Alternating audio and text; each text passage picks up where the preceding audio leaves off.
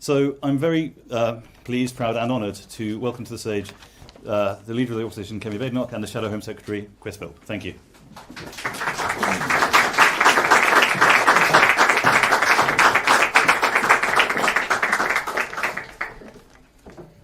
Good afternoon, everyone. Tomorrow, immigration figures will be released that should show a drop in net migration.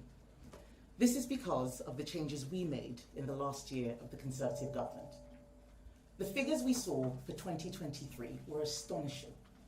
They highlighted a big problem we must be honest about. Even if we see a decline in tomorrow's data, the fact is immigration, both legal and illegal, is too high. Migration affects all of our lives in different ways. It certainly affected mine, and that is why I am happy to speak about it without fear. I believe our country is a beacon of light that shines all over the world, a place of security, opportunity, and prosperity, where people are treated equally. Millions want to come here, but we as politicians have to do right by the citizens of this country before anyone else. Our country cannot sustain the numbers we have seen. We are reducing the quality of life for people already here because immigration is at a pace too fast to maintain public services, and at a rate where it is next to impossible to integrate those from radically different cultures. It is time to tell the truth.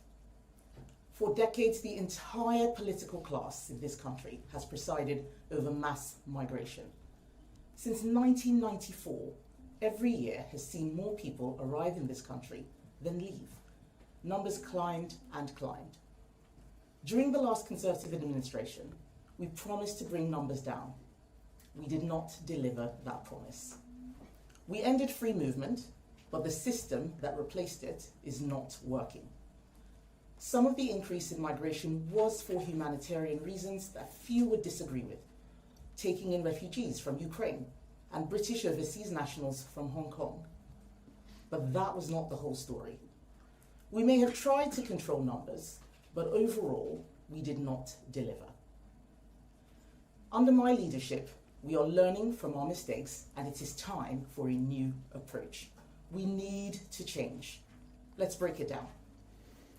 First, if immigration is too quick, there is no integration. The ties that bind us start to fray.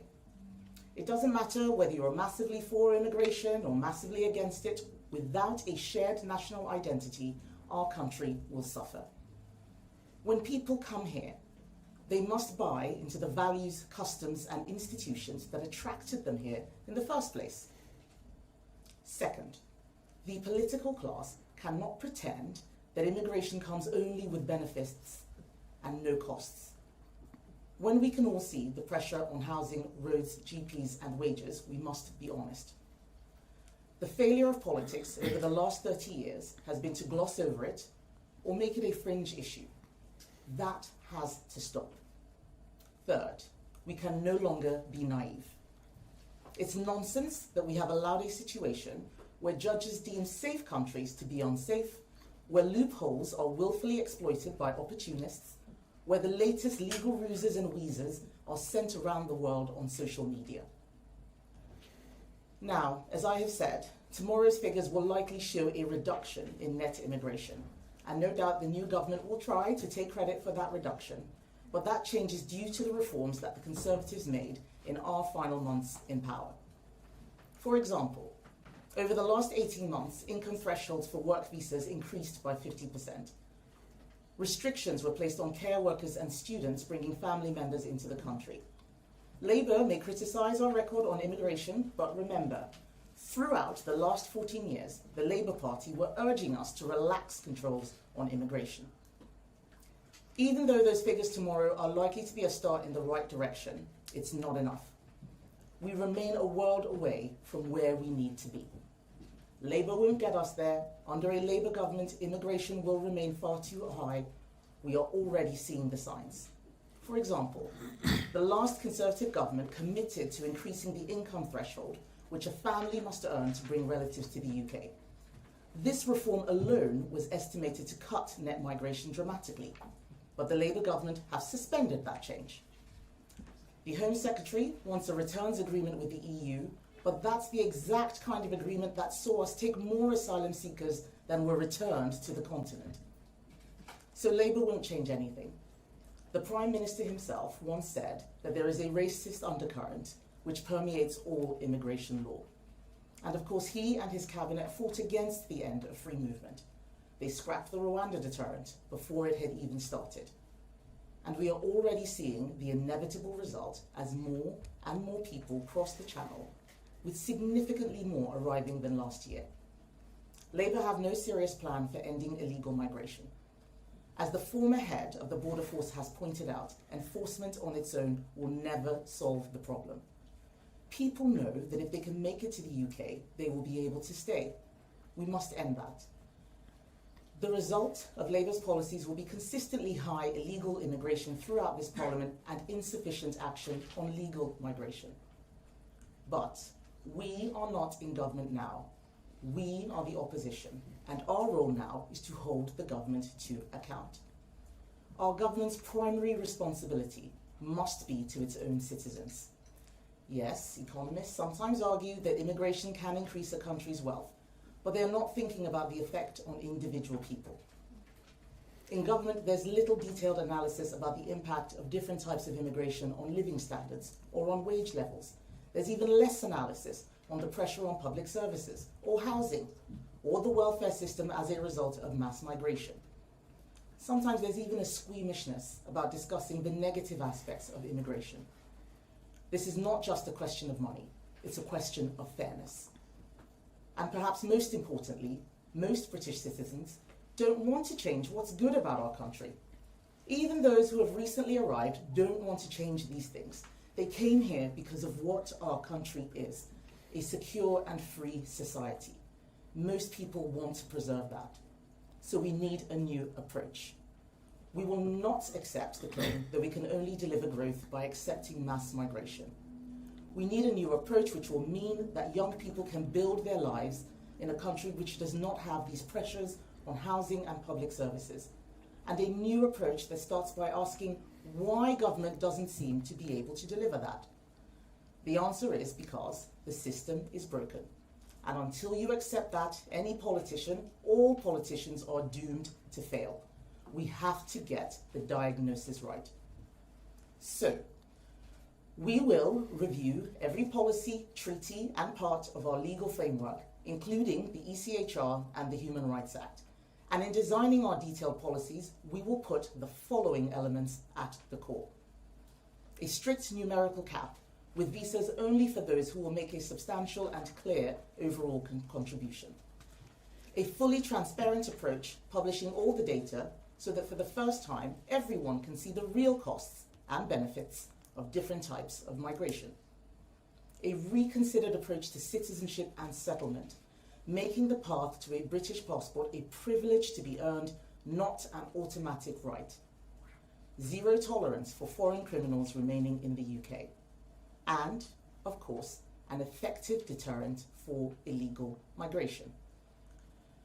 Overall, our plans will look at all immigration routes, family, study, asylum and work, and at all ways people can enter the UK. We will look at the access of migrants and any dependents to welfare and public services. And we will need to improve the data and economic modelling that decision makers rely on. But I want to end on something very simple. We can argue about the effects of migration on the economy, we can discuss the impact on public services and housing, and we haven't done that enough. But fundamentally, this country is not a dormitory or a hotel. It is our home.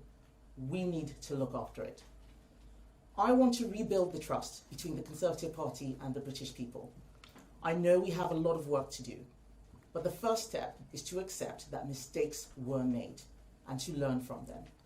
As the new party leader, I want to acknowledge that we made mistakes. Yes, some of these problems are long-standing. This is a collective failure of political leaders from all parties over decades. But on behalf of the Conservative Party, it is right that I, as the new leader, accept responsibility and say truthfully, we got this wrong. I more than understand the public anger on this issue. I share it. The Conservatives will develop a detailed plan for immigration to put before the British public before the next election. They will have a clear choice: the policies of Labour, which are doomed to fail, or a new, coherent plan. It's time to tell the truth on immigration. And over the coming months, that's exactly what I'm going to do. Thank you. Great. Well, thank you, Kemi, for that. Let me start by saying, as the new Shadow Home Secretary, that over decades, under successive governments, immigration has been far too high. Since 2010, net migration added 3.7 million people to our population. That is more than the population of the whole of Wales. It is the equivalent of 8 cities the size of Liverpool. Annual net migration has recently exceeded 700,000, and gross arrival numbers reached 1.2 million. Immigration at this scale is not acceptable, and the public agrees. 64% think immigration is too high, just 6% think immigration is too low. And Professor Brian Bell, the chair of the Independent Migration Advisory Committee, described recent levels of immigration as, and I quote, unsustainable. Professor Bell is right. High immigration has placed huge strain on housing, with net migration creating demand for 120,000 new homes per year. Public services like healthcare, education and transport are under strain. But it matters for our society too. Because for a nation to succeed, we need to be united in our values and share a sense of national identity and culture. And the truth is, this is undermined when large-scale immigration occurs, especially without integration. Speaking honestly, I am troubled that over 1 million people in the UK, over 1 million people, can't speak English either well or at all. For some nationalities, adult workforce participation is at or below 50%, with even more stark differences for women. In some parts of London, over a third of the population is relatively newly arrived, and in one part of East London, 73% of school children do not speak English as a first language. Now, these are real issues caused by high immigration without integration. Now, you often hear people, including government bodies, saying that we need immigration for workers and for economic growth. But the truth is, the vast majority of recent arrivals did not come here to work. Only 15%, just 1 in 7 of non-EU visas in the last 5 years were issued primarily for work purposes. And even there, for every worker who arrived, on average they brought an extra dependent along with them. Huge numbers of visas were issued for study and for family, with only a minority of those ending up in work. And even for those who were in work, they were often earning very low wages. In 2022-23, around half of those who arrived on worker visa routes were earning barely more than the minimum wage. And 68% of migrants here working, 68% earned less than median earnings. And this should concern us because recent OBR analysis showed that low-wage migrant workers are fiscally negative. That means they cost other taxpayers more than they contribute for every single year of their life. Now, of course, we should welcome limited numbers of high-skilled workers who contribute financially or who fill genuine skill gaps. Research scientists in financial services, in technology, medicine, engineering, we like engineers, and in advanced manufacturing. This can work for us. But mass low-skilled migration actually reduces productivity and makes public finances worse. So, rather than businesses reaching for large numbers of cheap migrant workers to fill low-skilled vacancies, we want those businesses instead to invest more in cutting-edge, labour-saving technology and mechanisation. And our competitor economies, places like Australia, like South Korea and Singapore, are doing this already in sectors from agriculture to construction to healthcare, and we in the UK can do the same. Now, it's also very relevant that over 9 million adults are economically inactive. That is an increase of around 10%, an increase of 850,000 since the pandemic. So businesses urgently need to recruit those people back into the workforce instead of importing low-wage migrant workers. And the government needs to make sure those people have the right skills and that the benefit system is toughened up to incentivise work. Now, as Kemi said, there is one thing we know for sure in all this. We can't trust Labour on immigration. They have already suspended the last Conservative government's measures to further tighten up the rules around legal migration that had been due to come into force in April of next year. Almost as soon as they were elected, they cancelled the Rwanda deterrent before it had even started, leading to a 23% increase in small boat crossings since the election, compared to the same time last year. And in opposition, Labour voted 134 times against measures to toughen up on illegal migration, including voting against tougher prison sentences for the people smuggling gangs they claim to want to smash. And Labour MPs and ministers now seem reluctant to talk much about immigration at all. The truth is, they don't have the answers.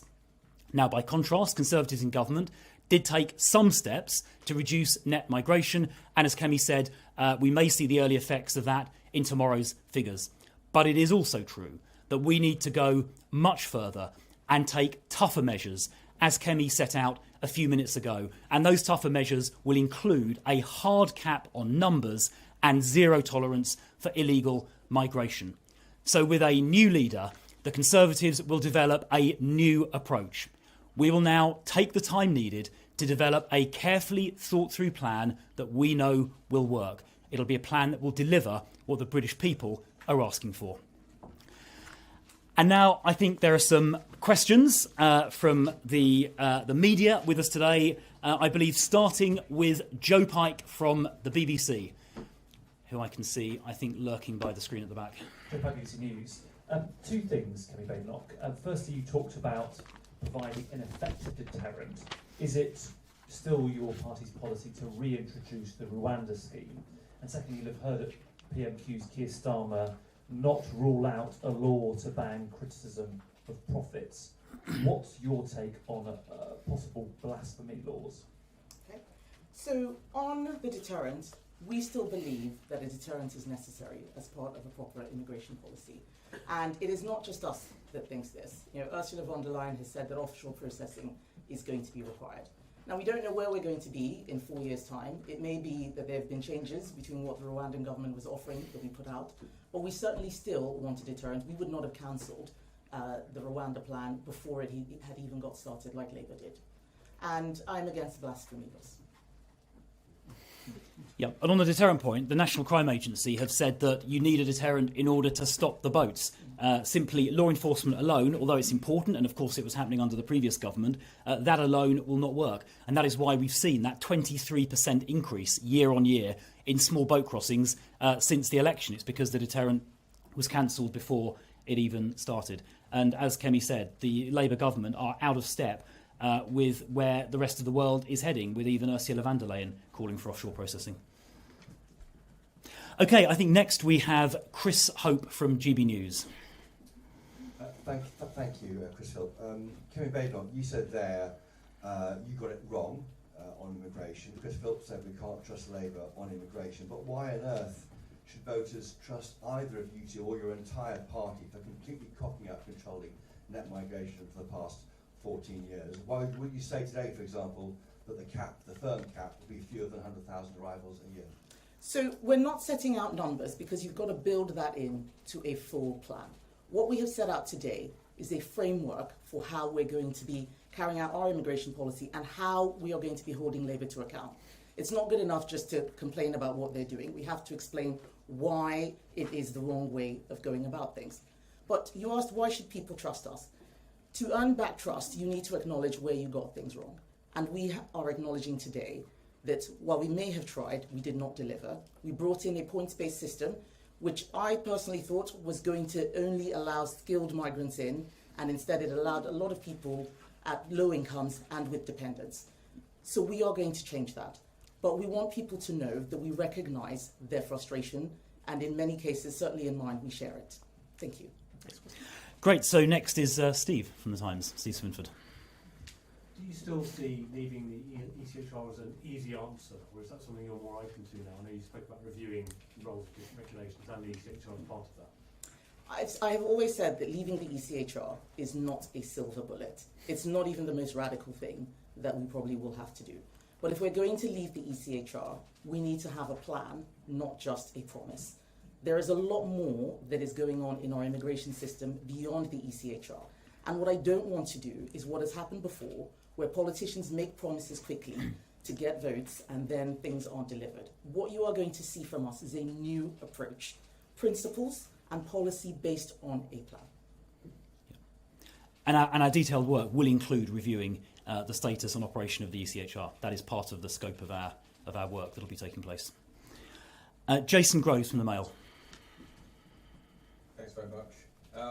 A couple of things. Are you really willing to contemplate removing the access of migrants to the benefit system? What are you going to do about people who won't integrate? And what is the most radical thing? That was 3 questions, Jason. So yes, when it comes to benefits, we need to look again at how our system is structured so that we make sure that it is fair. It is about fairness. We have to look after the people who are in this country, the British citizens first. Our welfare system is not an international welfare system. And we have organised it in such a way that other people are able to take advantage of it in an unaffordable manner. We've got to look at what we are spending on welfare in its entirety. So what I'm saying to people today is that, yes, we acknowledge that mistakes have been made, but we're now going to take the time to work through how we can do this as quickly as possible, how we can bring numbers down to a much more manageable level. We still want good people to come to our country. We are an amazing place. It's no surprise that millions of people want to come here, but we have to look after what we have. We cannot just take it for granted that things are always going to be okay and that it doesn't matter and that we don't need to look at how integration works. Now, what I'm not doing is setting out a full-on integration plan. That's what we're going to be doing over the coming months and years. But I think that when we do have it, the British public will like it. Great, thank you. Amy Lewis from ITV. Thank you. I mean, you talked about getting things wrong, but isn't it just a case that you're saying all of this because of the rise of reform and you've lost so many voters from them and you need to address that before the general election? Well, I think it's important that when you have new leadership, you set out what the new approach is. Obviously, if we were still in government, then we'd be saying something different. Perhaps the British public did like the previous policy. But I can say, hand on heart, that I share the frustrations of the British public and in many cases, their anger. We need to fix this. The system is broken. We can't just ignore it and pretend that the problem will solve itself. And what I am worried about is that Labour will assume that because they've won, people like their immigration policy. Because people voted reform, we have now got a Labour government. However, I think that there is a dissonance between what people want, which is lower and better migration, and what Labour is offering. You look at what they have done since they came in, they haven't set out anything meaningful on immigration. A few slogans here and there about smashing the gangs. I think they had a press conference when they arrested one person, for example. This is not serious. Great, thank you, Amy. So I'm going to turn now to Tamara Cohen from Sky. Thank you, Tamara Cohen, Sky News. Previous Tory leaders had a migration cap of tens of thousands and they never met it, which didn't help with trust in politics. How would your cap be different? How could people have faith it would be deliverable? And how would your zero tolerance policy for illegal migration work if people were crossing the channel from genuine war zones? Okay, I'll let Chris take the second half on a zero tolerance policy. But why did the previous caps not work? My view is that there was an assumption that simply stating a number and was enough, and then hoping that things would work themselves out. What we will do now is explain how you will get to those numbers, not just stating the numbers. We are moving beyond rhetoric. I'm not somebody who just talks. I'm not a lawyer. I'm an engineer. Before we say things, we have to have a proper plan about how we deliver them. Chris? Yeah, well, on the cap, we'll make sure that is a cap that bites. Of course, when the coalition government talked about a cap, we were part of the European Union, and free movement meant that that was in practice not something in the government's control at the time. We're clearly in a different position now, having left. on the question about illegal migration or criminals in particular, we want to make sure that where someone has committed a criminal offence, so-called foreign national offenders, they are always removed to their country of origin. We need to use powers like visa sanctions to make sure that their country of origin or their country of nationality actually accept them back, which in some cases is a problem. And we need to make sure that some legislative obstacles are cleared away. So, for example, very often, bogus modern slavery claims are made in relation to foreign national offenders. And yet in the ECAT Treaty, the European Convention Against Trafficking, there is a public order exemption that means we could still return foreign criminals. On the question of illegal migration more widely, what it means is we need a deterrent that will ensure people who come here illegally are removed. If they're from a safe country, they'll be removed to their country of origin, their country of nationality. If that is not a safe country, we will need to find somewhere else they can be removed to, which obviously was Rwanda, but we will need either that or something equivalent to it. And as both Kemi and I have said, that is a direction of travel that even the European Commission, even Ursula von der Leyen, is now signalling. She wrote to European member states in October saying they should look at offshore processing. That's slightly different to Rwanda, but it's similar in principle. And yet here we have a Labour government going in the opposite direction and presiding over increased small boat numbers coming across the channel. So I think we now move to Nick Gutteridge from The Telegraph. Thank you. At the back here. On a slightly different topic, the French government today has said that it would not arrest Benjamin Netanyahu if he travelled to France. Do you think the UK government should follow suit? And what do you make of their decision basically not to say what they'd do? Well, I think it's wrong that the government won't say what it will do. Our Shadow Attorney General has already written and set out what our policy is on this subject. But today I'm mostly focused on migration. OK, there we are. And the last question goes to Jack Elsom from The Sun. Thank you very much. Just on the deterrence point, you said that lots of countries are looking at offshore processing. Is it still your ambition to have a deportation scheme like Rwanda rather than just offshore processing, which you acknowledge was different? And secondly, Ms. Badenoch, before you talked about how civil servants in the Home Office are thwarting plans to get immigration down, how would you get the Home Office machine to stomach your changes? Well, shall I take the first question first? So on the model, I do think that the Rwanda model, which is sometimes called outsourcing, is a better model because it means that everybody is removed out of the jurisdiction, regardless of whether their asylum claim is valid or not. Whereas on the offshoring processing model, which is what Italy is currently trying to do with Albania, although it's receiving challenges, is different. That's where if the person gets the claim accepted, they can come back to the country they went to. I think that is not as good as the Rwanda model, because the Rwanda model means everybody, regardless of the validity of their claim, ends up in that third safe country. And for the deterrent to be fully effective, I think that is what you need. So offshoring is better than nothing, but I think the Rwanda model is even better than that. Thank you, Jack. So on that question, I've been very clear that I do think we need to look at culture as well. When I wrote my first op-ed on migration, I said that numbers matter, that culture matters more, and leadership is what ties it all together. And that culture isn't just about the cultures of people coming to our country. It's also about the internal culture that we have in the system, the culture in Whitehall. There are many good people in the Home Office, but I think we need to change the culture. There are also a lot of people who are there who would much rather be working in a charity, helping people with asylum, helping refugees. We've seen senior director generals, for instance, leave the Home Office to go to Amnesty International. The Home Office is not a charity, and we need to make sure that we are recruiting for it to do the job that it is meant to do, which is controlling borders. Right, well, I think that concludes the questions. So just a word to say thank you to those people who joined us. This is the beginning of a conversation and the beginning of the policy development that will happen in the coming months and years. Thank you. Thank you, everybody. Thank you.